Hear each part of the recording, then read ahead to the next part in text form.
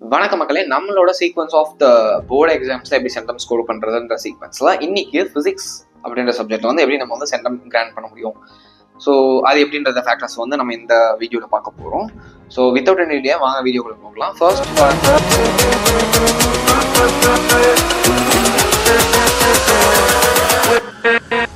First பார்ட்டில் வந்து பார்த்தீங்கன்னா 15 ones of 15. ஸோ இந்த 15 1 marks அப்படின்றது எப்படி வரும் அப்படின்னு சொல்லிட்டு பார்த்தீங்கன்னா, ஒரு 3 அப்படி இல்லைனா 4 வந்து கிரியேட்டிவாக வரும். நீங்கள் ஆல்ரெடி படிச்சதாக தான் இருக்கும். லைக் எங்களுக்கு என்ன வந்துச்சுன்னா, மேக்னெட்டிக் ஃப்ளக்ஸ் வந்து கண்டுபிடிக்கிற மாதிரி இருந்துச்சு. ஸோ அந்த ஒரு கொஷினில் வந்து ஒரு காம்ப்ளெக்சிட்டி ஃபேஸ் பண்ணுவோம். என்னன்னா negative sign and positive sign வந்து கன்ஃபியூஷன் ஆகும். லைக் நம்ம -dB/dtன்னு படிச்சிருக்கோம். ஸோ மைனஸ் வந்து நீங்கள் இன்க்ளூட் பண்ணுறதா வேணாமா, அப்படிலாம் மேக்னிடியூட் வெறும் ப்ளஸ் மட்டும் எடுக்கணுமான்னு சொல்லிட்டு பார்த்து நீங்கள் கன்ஃபியூஸ் ஆகலாம். நானும் அப்படி தான் கன்ஃபியூஸ் ஆனேன். ஸோ அங்கே எனக்கு ஒரு மார்க் போச்சு. நான் ப்ளஸ் வேல்யூ போட்டேன். ஆக்சுவலி -dB/dtன்றதுனா மைனஸ் வேல்யூ எழுதிருக்கோம். So that is the mistake what I have done in the 1 mark part. And அடுத்து என்ன விஷயம் ஷேர் பண்ணணும்னு இருந்துச்சுன்னா, நீங்கள் வந்து 1 marks வந்து புக் பேக்ல இருக்கிறது வந்து தரவு பண்ணிட்டீங்கன்னு வச்சுக்கோங்களேன். மோஸ்ட்லி புக் பேக்ல இருக்கிறத வந்து கவர் பண்ணுவாங்க. அது முடிச்சிட்டு பிறகு நீங்கள் ஒவ்வொரு சாப்டர்ஸ்லையும் வந்து என்ன மாதிரியெல்லாம் 1 marks இருக்குது, அது என்ன மெத்தடில் வந்து டெரைவ் பண்ணியிருக்காங்க, லைக் என்ன கான்செப்ட் இன்வால்வ் ஆயிருக்குன்றதெல்லாம் பார்த்துட்டாலே அந்த கான்செப்ட் ரிலேட்டடாக உங்களுக்கு வேறு மாதிரியான ஒரு கொஷின் ரைஸ் பண்ணாலும் நீங்கள் அதை வந்து சால்வ் அவுட் பண்ணுற ஒரு மென்டாலிட்டி வந்து கிரியேட் ஆகிடும். ஸோ அதை வந்து ஃபாலோ பண்ணிக்கோங்க. அண்ட் ஒரு சில பேசிக்கான கொஷின்ஸ் இருக்கும்ல, exercise questions of the problems. So அந்த ப்ராப்ளம்ஸும் வந்து கேட்க வாய்ப்பு இருக்குது. ஸோ எது ஈஸியரான ஒரு ப்ராப்ளமாக இருக்கும், ஸோ அதில் இருக்கிறது எல்லாத்தையும் வந்து பார்த்துக்கோங்க. That will be coming for the 1 mark part. And இன்னொரு ட்விஸ்ட் என்ன வச்சாங்கன்னா, நாங்கள் படித்த இதில் 3 கொஷின்ஸ் வந்து புக் பேக் கொஷின்ஸ் தான். லைக் அந்த புக் பேக் கொஷின்ஸ்லையும் சின்ன சின்ன வேல்யூ மட்டும் மாற்றினாங்க. 6ன்ற இடத்துல 2, 2ன்ற இடத்துல 7 அப்படின்ற மாதிரி மாற்றினதுனால நாங்கள் என்ன பண்ணோம்னா, லைக் எல்லாத்தையும் வந்து நம்ம கான்செப்டுவலாக புரிஞ்சுக்கிறது கஷ்டம் இல்லை. நாங்கள் என்ன பண்ணிட்டோம், புக் பேக் கொஷின் வந்து மெமரி பண்ணி வச்சுப்போம். ஸோ அது வந்து யூஸ்ஃபுல்லாக இருக்கும். இந்த கொஷின் பார்த்தா எத்தனை ஆன்சர்னு சொல்லிட்டு நம்ம சீக்கிரமாக வந்து எக்ஸாம் கம்ப்ளீட் பண்ணுறதுக்கோ இல்லை நம்ம டைம் சேவ் பண்ணுறதுக்கோ யூஸ்ஃபுல்லாக இருக்கும்னு சொல்லிட்டு புக் பேக் கொஷின்ஸ்க்கு இந்த கொஷினை இந்த ஆன்சர் சொல்லிட்டு ஞாபகம் வச்சிருந்தோம்.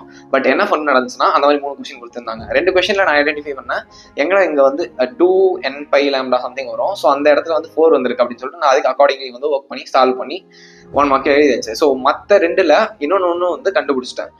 இன்னொரு கொஷின் தான் வந்து எப்படி சால்வ் பண்ணுறதுன்னு தெரியாமல் அது ஒரு 1 mark போச்சு. ஸோ 2 mark போச்சு. அண்ட் இன்னொரு மார்க் வந்து 3 mark கம்பல்சரி.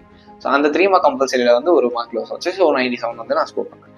ஸோ இந்த மெத்தட்ஸ் அண்ட் என்னோட ட்ராபேக்ஸ், நான் பண்ண மிஸ்டேக்ஸ்லாம் வந்து நீங்கள் பண்ணாமல் கரெக்ட் பண்ணிக்கோங்க. இதை தான் நான் வந்து ஃபர்ஸ்ட் சொல்லணும்னு நினச்சேன். அண்ட் 2 mark வரும்போது என்ன நடக்கும்னா, டிஃபைன் ஆம்பியர்ஸ் லா அப்படின்னா வந்து இந்த கூலம்ஸ் ஃபோர்ஸ் ஆஃப் அட்ராக்ஷன், அந்த கூலம்ஸ்லாம் வந்து ஸ்டேட் பண்ணுங்கன்ற மாதிரி இருக்கும். ஸோ பேசிக்லி வந்து டிஃபைன் அப்படின்ற கேட்டகிரியில் some of the questions will be there. And அதில் இருக்கக்கூடிய கிளாஸிஃபிகேஷன்ஸ் அப்படின்னா வந்து ஏதாச்சும் ஒரு அப்ளிகேஷன்ஸ் வந்து கேட்கலாம். கண்டிப்பாக அப்ளிகேஷன்ஸ் வந்து ஒரு சம் வரும், அப்ளிகேஷன்ஸ் வந்து ஒரு கொஷின் வரும். ஸோ அந்த பார்ட் வந்து கொஞ்சம் பார்த்துக்கோங்க. என்னென்ன திங்ஸு அந்த ஏதோ ஒரு சிஸ்டம் எதுக்கு யூஸ் ஆகுது அப்படின்ற அப்ளிகேஷன்ஸ் வந்து பார்த்துக்கோங்க. அண்ட் ஃபிசிக்ஸில் கடைசி ஒரு லெசன் இருக்குல்ல, like nano technology and somewhat else. இப்போ இருக்கக்கூடிய கரண்ட் அட்வான்ஸ்டான டெக்னாலஜிஸ்லாம் வந்து எங்கே யூஸ் ஆகுதுன்னு சொல்லிட்டு ஒரு லெசன் இருக்கும். ஸோ அதில் வந்து நீங்கள் செலக்டிவான 2 marks அது வேணும்னா மெட்டீரியலை வந்து நான் லோட் பண்ணுறேன். ஸோ அதுக்கான லிங்க் வந்து டிஸ்கிரிப்ஷன்லையும் நான் கமெண்ட் பாக்ஸ்லையும் வந்து பின் பண்ணி வச்சுருக்கேன். ஃபர்ஸ்ட் வால்யூம்லேருந்து ஏதாச்சும் ஒரு சம் வந்து கேட்க வாய்ப்பு இருக்குது. Either it may be from the 2nd chapter or 5th chapter. Because இந்த 2 சாப்டர் தான் அதிகமான முக்கிய இம்பார்ட்டன்ஸ் இருக்குது. அண்ட் இந்த 2 சாப்டர்ஸ்லாம் வந்து ஈஸியான சம்ஸும் இருக்குது. அந்த ஈஸியான சம்ஸ் வந்து நம்ம போட முடியாத அளவுக்கு ஒரு சின்ன ஒரு ட்ரிக்கியான பேராமீட்டர்ஸ்லாம் கொடுத்துருப்பாங்க. ஸோ 2 and 5லேருந்து மேபி 2 mark கம்பல்சரி வரலாம். So this is my opinion. நீங்கள் எதுக்கும் எல்லாத்துக்குமே வந்து ரெடி ஆகிக்கோங்க. அண்ட் 2nd வால்யூம்லேருந்து வந்து 3 mark கம்பல்சரி இருப்பாங்க. ஆஸ் யூஷுவல் நிறைய விஷயம் வந்து புக் பேக்கில் இருக்கிறது தான் வரும். And remaining of the part வந்து ஏதாச்சும் சம் வாட் இம்பார்ட்டண்ட்டான ஒரு 3 mark வந்து கொஷின் இன்சைட்லேருந்து கேட்பாங்க. So that is the fact. And 5 5 25 இந்த 5 mark கொஷின்ஸ்லாம் வந்து நீங்கள் ஆல்ரெடி படித்ததுக்கு வந்து நல்லா தரவு பண்ணி வச்சுக்கோங்க.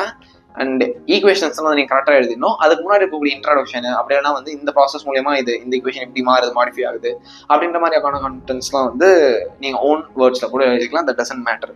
ஸோ ஃபிசிக்ஸ் வந்து பொறுத்த வரைக்கும் எனக்கு ஈஸி தான். ஆனால் இதுக்கு அடுத்து வர்றது கெமிஸ்ட்ரி. அதுதான் வந்து ஒரு பெரிய தலைவலி. அண்ட் அதில் என்ன பண்ணலாம் அப்படின்னு சொல்லிட்டு அடுத்த வீடியோவில் பார்ப்போம். Until then, signing off from Pratik Gandharaj. Goodbye, cheers.